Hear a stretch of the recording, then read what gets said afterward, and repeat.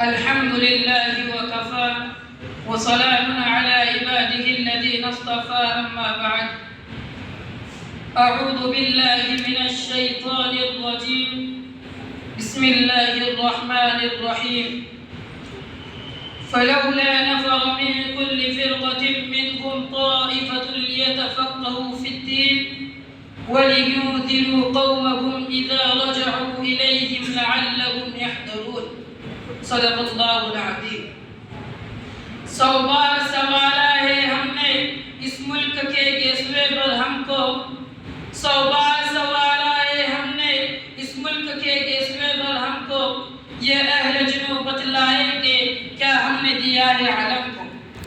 محترم صدر جلسہ، حکم صاحبان اور تعلیم زندگی کے ہم سفر ساتھیوں، اللہ رب العزت کا بڑا فضل و کرم ہے کہ اس نے مجھے آپ حضرات کے سامنے عہد حاضر میں مدارس اسلامیہ کی ضرورت اور حکومت کی پالیسی میں کچھ باتیں عرض کرنے کی توفیق عطا فرمائی. امید ہے کہ آپ حضرات میری باتوں کو غور سے سنیں گے. محترم حضرات، مدارس اسلامیہ کی چھاؤنیاں ہیں، ان کے سائے میں ہمیں ایک پاکیزہ زندگی ملتی ہے. قرآن و حدیث کے سائے میں زندگی پل کر جوان ہوتی ہے.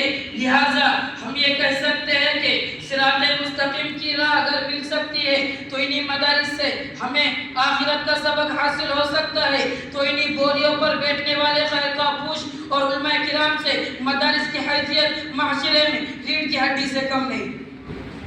اسلام کے نوجوانوں، کیا آپ کو معلوم نہیں ہے کہ مغلیہ سلطنت کے زوال کے بعد اسلام پر ایک ایسا دور بھی آیا اور امت مسلمیہ ایسے نازک مرحلے سے دوچار ہوئی جس نے پورے ہندوستان کے مسلمانوں میں اس طرح وہ بیقراری کی لہریں پیدا کر دی. دین و ایمان پر الغار ہونے لگے، ان کے عقائد کو مسخ کیا جانے لگا اور مذہبی شاعر پر حملے ہونے لگے.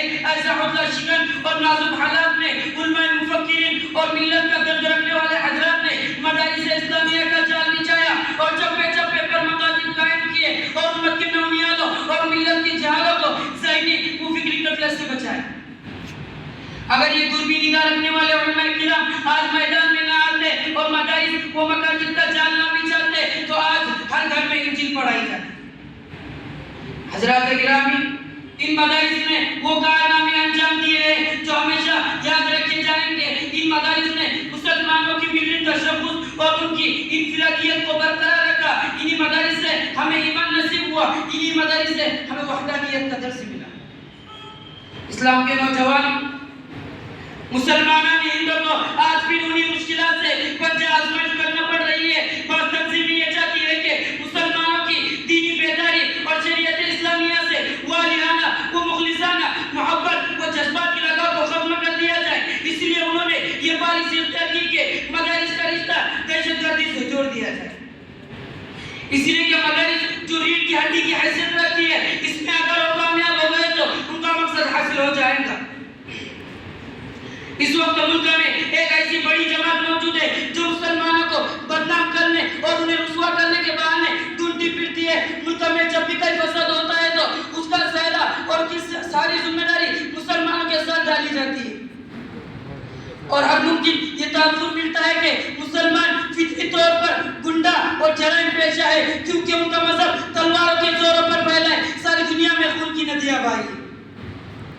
دوستو، اسی پر بس نہیں کیا بلکہ یہ بھی کہا جاتا ہے کہ مدارس دہشت گردی کے اڈے ہیں اور یہاں پر دہشت گردی کی تعلیم دی جاتی ہے اور مدارس کے طلبہ ISI کے ایجنٹ ہیں. حالانکہ دنیا نے یہ تسلیم کیا ہے کہ اسلام قتل و غارت گری، لوٹ، قصور، چوری، ڈاکہ، زمین، ظلم و زیادتی، فتنہ پردازی کے نشانوں کو مٹا کر امن و شانتی، اخوت و ہمدردی، بھائی چارگی کی تعلیم دیتا ہے. اسلامی تعلیمات کے خزانہ میں دہشت گردی کا کوئی نام نشان تک نہیں. اس اقرار کے بعد بھی اسلام اور مدارس کے خلاف زبان درازیاں کرنا اور مدارس کے طلبہ کو دہشت گردی کا کارخانہ قرار دینا یہ غیر منصفانہ اور ظالمانہ کردار نہیں تو اور کیا ہے؟